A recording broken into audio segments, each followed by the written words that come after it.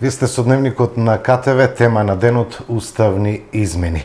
Уставните измени во 3 фази веќе помина првата седница на која што пратениците на ВМРО ДПМН, како што тврдеа, не дадоа поддршка на дневниот ред за уставни измени. Премиерот вели дека ќе се потрошат 20 години ако не се случат уставните измени и дека дента кога ќе се гласаат уставните измени, тој ќе замине од функцијата.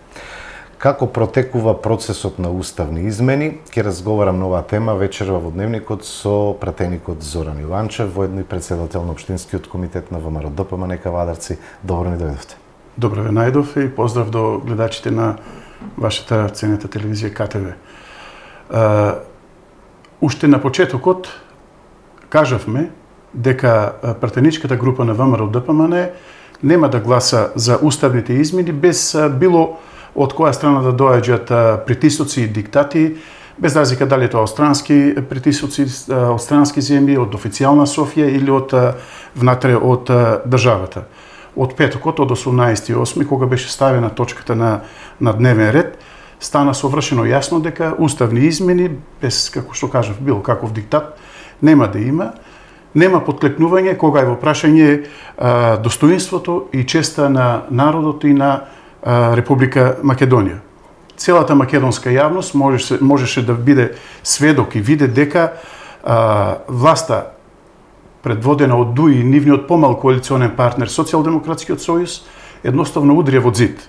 Се распрсна сите лаги кои што веќе повеќе од 2 години ги пласираа за некакво мнозинство, дека имаат 80 партеници, двотретинско мнозинство и така натаму, и дека дел од партениците на ВМРО ДПМН би гласале за овие уставни измени кои што се наметнати од странска земја. Така да, мојот коментар е дека и на почетокот, и сега, и до крајот на овој мандат, партеничката група е хомогена, монолитна и нема да поддржиме уставни измени под било каков диктат. Сега кога е да ви одговорам на прашањето дека ќе сме чекале 20 години, мораме да направиме една мала ретроспектива. Во постоењето на Република Македонија од самата нејзина независност, уште од 90-тите години, од 1990 година па до денес, нас не беа наметнувани повеќе вакви прашања кои што секогаш завршуваа со отстапки кои што беа на штета на македонскиот народ и на самата држава Република Македонија. Сеќаваме, првен болно беше промената на името со онаа фамозна референца бивша Југословенска република Македонија и тогаш велеа дека тоа ќе биде само за неколку месеци и веднаш ќе го вратиме името и влегуваме во Европската унија, го фаќаме, нели, велеа тогашните политичари, водството тогашно на владата на Република Македонија, дека се качуваме на последниот воз и е завршена работата. Односно, тоа ќе биде последно барање и отстапка која што треба државата да го направи. За да после година-две дојде промена на знамето, потоа ни се случи Охридскиот рамковен договор, па имавме територијална поделба на Република Македонија, каде што голем дел од општините кои што се со доминантно македонско население стана на некој начин под албански општини, потоа дојде други барања, за да сега дојде овој договор за добрососедство, во кој што не гледам дека има добрососедство. Ако е добрососедство, мора да биде обострано. Му предлагам на водството на Бугарија, нека дојдат, нека се извинат овдека во Кавадарци, во Ваташа на споменикот на 12 деца. Тие 80 години не најдоа начин да дојдат да се извинат за геноцидот, односно за масакрот кој што го сторија овдека во Ваташа. И ред други работи е во насока, нели, на градење добрососедство.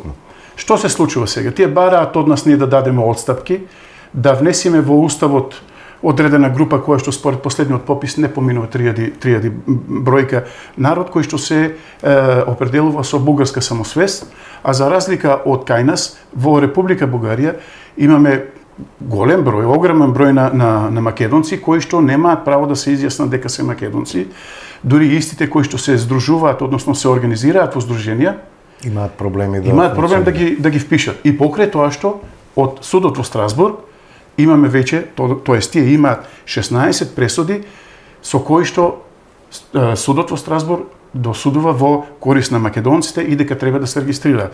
Така да тие се некои работи кои што гледаме дека од соседот, од официјална Софија, нема таква намера. Сметаме дека со ваквото прифаќање на овој добрососедски договор и понатаму ќе имаме проблем не 20, можеби и повеќе години да стоиме во чекалната пред Европската Унија, затоа што може да ни се случат и други барања со кои што ќе ни стават препрека во нашето зачленување или патот кој што го одиме до Европската Унија. Историјата вели дека често се случуваат нови барања, еве и да се случат овие уставни измени, еве и да влезат бугарите во уставот. Имаме ли гаранција дека тоа е последно и дека немаме да имаме нови обструкции од Бугарија или пак обструкции на патот кон Европската Унија од друга држава членка на Европската Унија? Да, јас како пратеник и ние како пратеничка група и раководството на ВМРО ДПМН начело со професор Христијан Мицовски, со нашиот претседател, разговараме со сите дипломати, со амбасадорите, разговаравме и со америчката амбасада, односно со представниците на американската амбасада. Овдека во Ковадарци беше амбасадор на Република Франција со 5 пратеници од нивниот парламент, од нивното собрание. Разговаравме со австријскиот амбасадор, чешкиот, словачкиот. Ние, впрочем, како политичка партија сме отворени за разговор. На тие разговори му го упатуваме тоа прашање.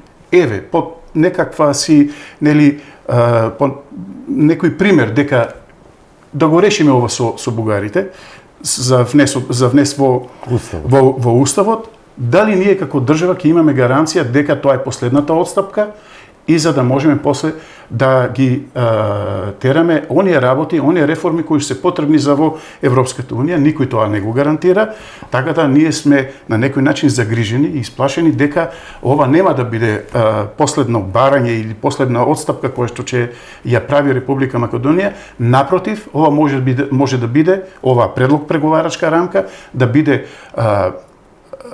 клучот за отварање на други препреки при влезот и при патот, одењето на патот на Република Македонија до Европската Унија.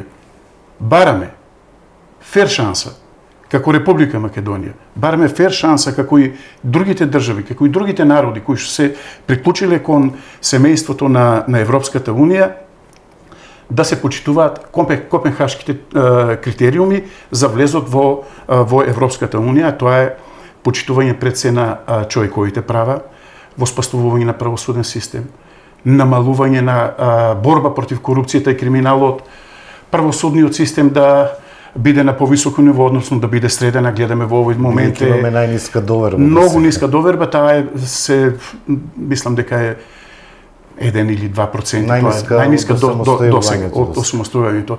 Ете, тоа е, разговараме со сите овие наши партнери, идни партнери или пријатели од странските држави, од нашето пошироко или потесно обкружување и на кои што му ги предучуваме овие работи кои што и се случуваат сега на Република Македонија. Што кажуваат тие, зошто бугарите го бараат ова на пат кон остварување на право кое што и тие го добија, станаат членки на Европската? Едноставно тие не сакаат да се мешат во билатералните односи и тука е главниот и клучен проблем. Билатералните односи или билатералниот проблем сега влезе европски проблем за влез. Никоја една држава, ниту една држава немала таков проблем, билатералните односи помеѓу двете соседски земји или без Азија која земја да стане услов за влез во Европската Унија. Услов е копенхашките критериуми и тоа го бараме ние, да се почитуваат копенхашките критериуми. Овие денови вашиот лидер Христијан Мицковски изјавува дека има сериозни притисоци од надвор, од странски држави. Пратеничката група велите дека е единствена во поглед на тоа, дека нема да се гласаат уставните измени. Што значи тоа дека власта се обидува да разговара со секој пратеник одвоено, бидејќи премиерот кажа дека ќе се користат сите средства за да се обезбеди потребното мнозинство? Јас тука од вашето студио би му порачал и на премиерот, и на министрот за надворешни работи, и на министерот европски прашања Бојан Маричич да престанат со такви закани, затоа што овдека во пратеничката група на ВМРО ДПМН нема да најдат меко ткиво за попуштање или за измена на нашиот став. Нашиот став е единствен, конзистентен. Повторувам, пратеничката група е монолитна и ние си стоиме на тој став.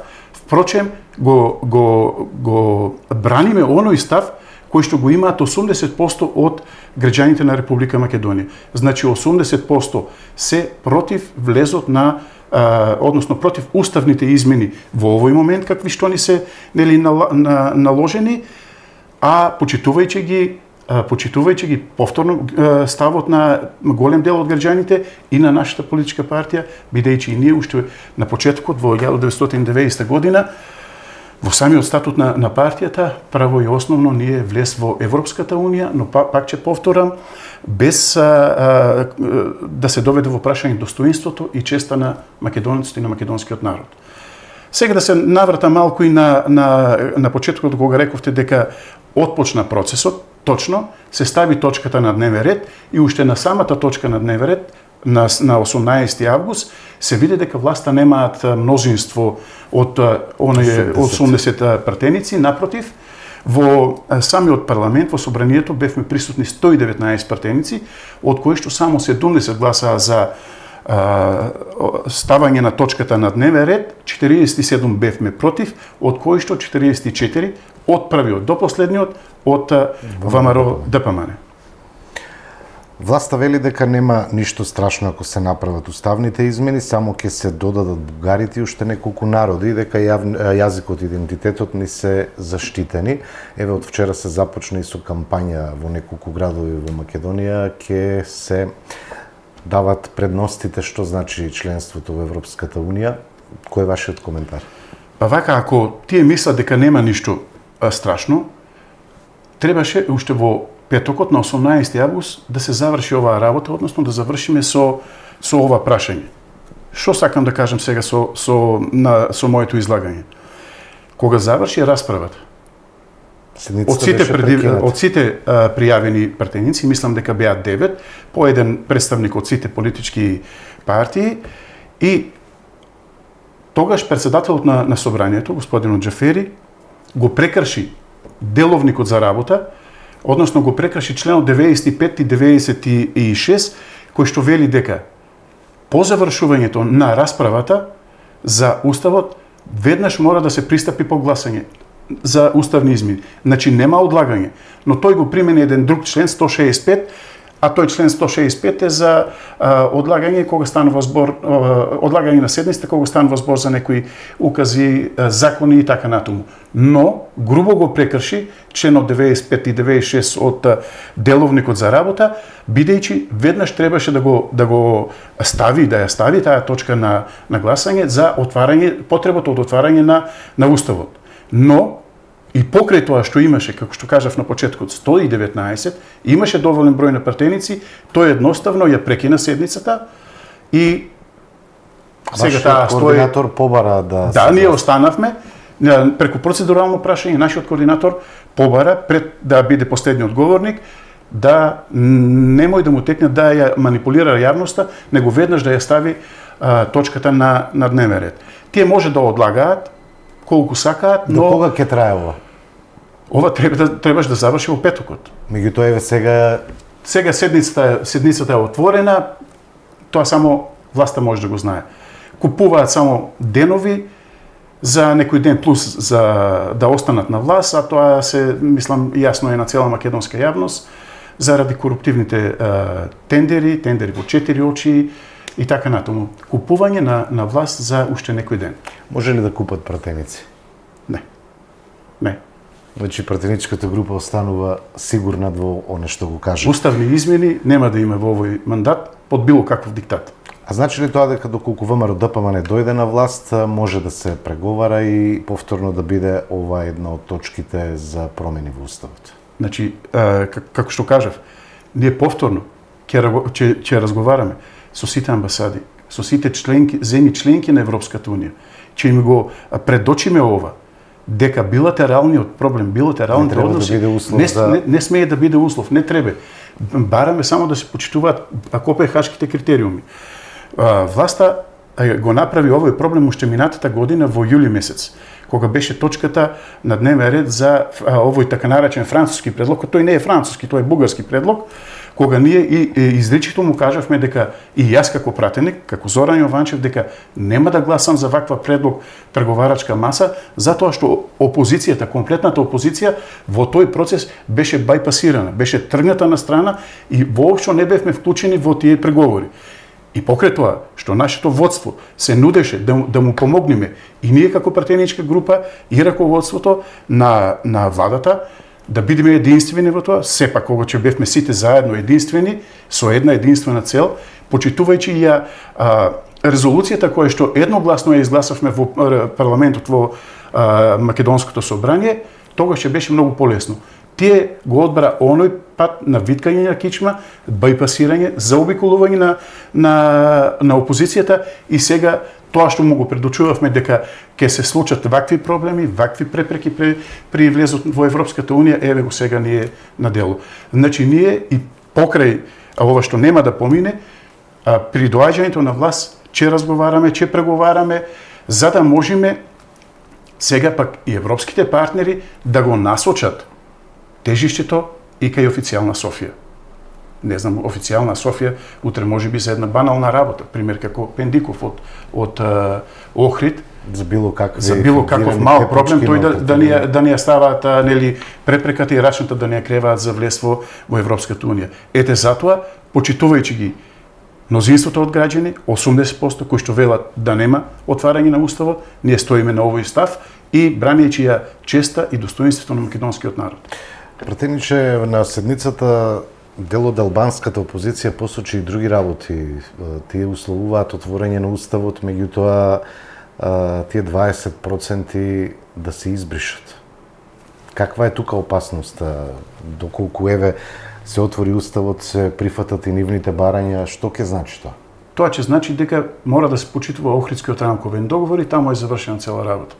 Тие можеби сега се да бараат, тие условуваат. Условуваат затоа што е слаба владата, македонскиот дел од владата. Слабо е СДСМ. СДСМ не е водач во владата. Тука е Дуј, тука е Али Ахмети, Артан Груби. Не сакам никој да навредам, но очигледно е на целокупната македонска јавност дека имаме слаба влада, слаб СДС и овие што се помалите, бидејќи тоа беше прашање и од помалите албански партии. Да. За од тие 20%, па како некои општини ќе го фателе патот сами во Европската унија, јас би им порачал дека ова ќе трае уште многу малку, дали сега на предвремени или на редовни парламентарни избори, ВМРО ДПМН ќе формира новата влада и сите тие таквите политички партии, таквите пратеници мора да се седнат во чошот и да си го почитуваат уставот на Република Македонија и законите кои што владеат во државата Република Македонија. Затоа порачувам, колку е посилно ВМРО, толку посилна ќе биде и Македонија. Нас ни треба, не нас, ВМРО е формирано како национален концепт за да ги брани македонските национални интереси. Тоа ќе се случи на следните, според мене, здравата логика на секој политичар треба да бидат предвремени парламентарни избори, но еве и колку и да одолгочуваат и на наредните редовни да бидат парламентарни избори, ВМРО ДПМН ќе формира новата влада и тогаш сите анкети кажуваат дека албанците ќе си мора да се го почитуваат уставот, а не овака да условуваат. Цело време нови барања.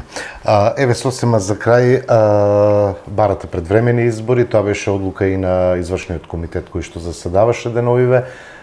Што доколку власта не прифати? Ке има ли, да кажем, излегување од парламентот, радикализирање на состојбица цел да се дојде до реализација на барањето за избори? Види, тука има нормално дека органите на партијата, извршниот комитет и со централниот комитет ќе ги разгледуваат и носиме одлуки врз основа на случувањата кои што ќе бидат пред нас. Бидејќи како на филмска лента секој ден имаме нови случувања, ќе го пратиме тој тренд.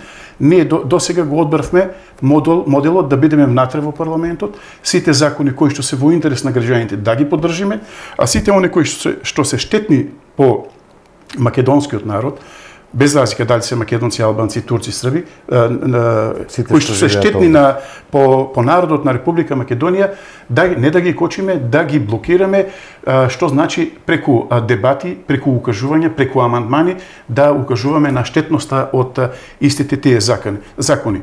Дали ќе излеземе и дали ќе го радикализираме периодот кој што е пред нас во Републичкиот парламент, ќе оставаме да оцени партијата, односно извршниот комитет на чело како ќе се со централниот носат комитет. новите политики. Да. Благодарам што бевте наши гости. Во наредно гостување ќе реализираме и емисија со теми кои што се и такако актуелни во државата, се однесуваат на економијата, безбедносната состојба и се друго. Јас ви благодарам, еве на крајот уште еднаш, како и на почетокот, да ги поздравам граѓаните докаде што допира каналот на КТВ телевизија, дека во овој состав, односно во овој момент, во ова партеничка група нема да има уставни измени без било каков диктат, а стоам на располагање еве во периодот што предстои пред нас, бидејќи ќе има и други теми, еве се пензионерите, еве го цената на грозјето, да направиме една таква емисија за да ги запознаеме граѓаните кои се ставовите и програмите на политичката партија која што ја представаме, тоа е ВМРО ДПМН. Благодарам уште еднаш. Ми беше мило.